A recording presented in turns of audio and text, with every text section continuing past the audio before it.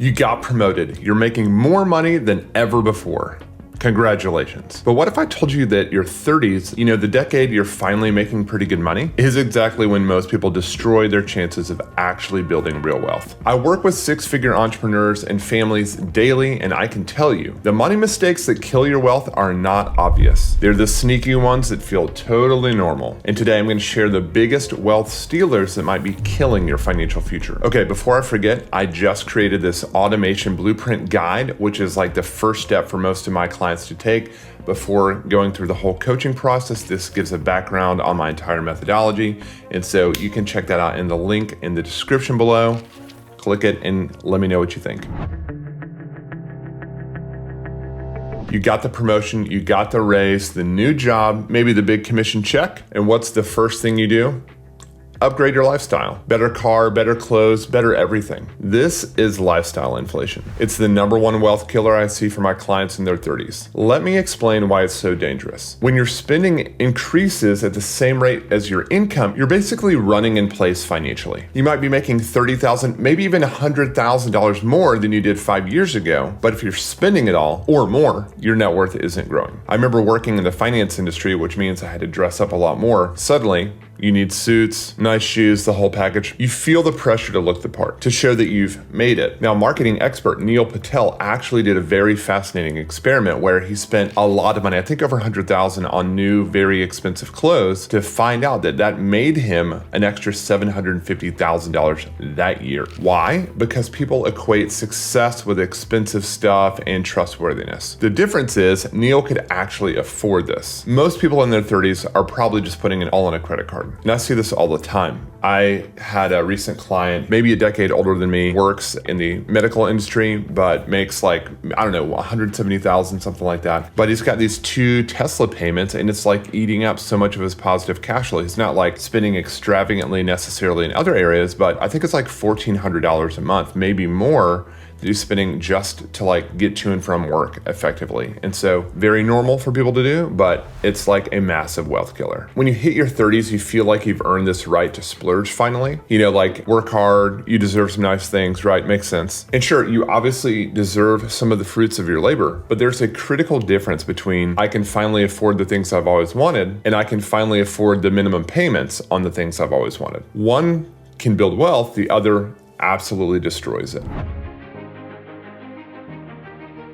And you know the feeling. You've been grinding in a job, maybe you don't love it so much. Long hours, stress, office politics. So what do you do to make it all worthwhile? Splurge on expensive vacations, eating out, and experiences to compensate for how much you hate your day-to-day job. It's a classic work hard, play hard mentality. I was at Disney World with my family recently, and it really blew my mind thinking about all the people that probably can't afford to be there. A family trip to Disney can easily cost $5,000 to $10,000, and the park was packed. Why? Because people use these trips as a way to medicate from the day-to-day grind. They might think, maybe not even consciously, but I hate my job, but at least I can take my family to Disney once a year. The brutal truth though, if you're medicating your life with expensive vacations, you probably need to fix your life rather than get more vacations. And again, I think so many of my clients, may not tell me this overtly, but plenty of people have put vacations on credit cards and just figure out how we're going to pay for it later. Not the best idea. I get you only have one life to live and experiences are really important. And as a father, I think about that stuff too. And there's a healthy balance there. But just know that on one hand, you can't defer all of your happiness, but at the same time, you can't just rack up 30 grand of credit card debt and hope the future you is going to pay that off one day. Your college roommate just bought a house. Your coworker got a luxury SUV. The guy from high school is posting his 3rd international vacation of the year, and you feel the pressure to keep up. Here's what you don't see on social media: the crushing mortgage payment, the car loan at 18% interest, the maxed out credit cards.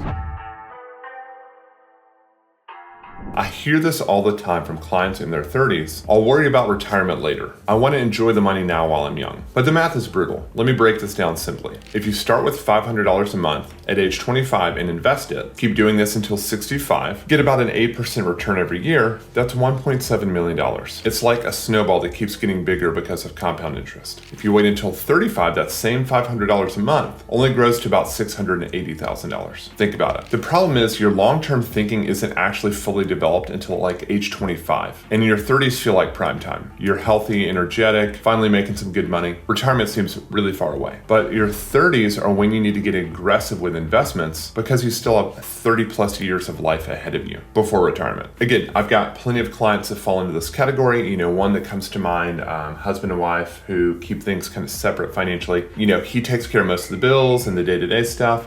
She works, I'm sure, decent hours, but really just to pay for like multiple vehicle payments essentially and like other random shopping and lifestyle stuff. So literally just like going to work multiple days a week just to like consume and drive like a nicer vehicle. To me, that's crazy. So how do you avoid these wealth killers? Let me show you what actually works. Finance expert Ramit Sethi says it really well. Spend extravagantly on the things that you love and cut costs mercilessly on the things that you don't. It's not about denying yourself everything, but about being intentional. Want a nicer car? Great. Be cool with eating out less. Love travel? Awesome. Live in a smaller home. If fashion's important to you, maybe be a little more frugal on your grocery budget. There's no one-size-fits-all approach. The key is conscious spending rather than mindlessly upgrading everything. Less but better is a powerful wealth-building philosophy. Minimalism doesn't mean living like a monk. It means being selective about what you allow into your life. One high-quality suit that lasts years is better than 5 cheap ones that are going to fall apart. And funny enough, I ran across, years ago, this news anchor that wore the same Navy suit for a year to prove that no one really noticed. So food for thought. One meaningful vacation you can afford is probably better than 3 that are just gonna hammer you into debt. Your 30s is when life can get really complicated. Mortgages, kids, career stress. The solution is taking willpower out of the equation. Set up automatic transfers before you even see the money. And I swear I share this graph like all the time where retirement accounts and equity in the home are the 2 gigantic wealth building tools for most Americans. So it's so easy if you can just crank up the dial and maybe you're doing 6% in your 401k this year. There's literally an automatic increase button where you can do 7 and 8 and 9 and 10%, increase 1, 2, 3% a year. You're barely going to feel it. Create separate accounts for different financial goals. So all of my clients have an account just for spending at a separate institution. Wherever you're paying your bills and doing all your banking today would be your bills bank. And then we have a separate institution for the high yield savings buckets, and investing. It can be that simple. And pay yourself first. My clients have this structured automatically so that they're depositing their money into their high yield savings account so that all the positive cash flow would get saved automatically without them lifting a finger. When wealth building happens automatically, lifestyle inflation can't destroy your efforts. Your 30s can be a decade where you set yourself up for financial freedom or where you lock yourself into a paycheck to paycheck cycle forever. The choice is yours, but now you know what wealth killers to avoid. Want to learn more about the money challenges that millennials and Gen X face today? Watch my next video where I explain the common financial problems and how to solve them. Thanks for watching.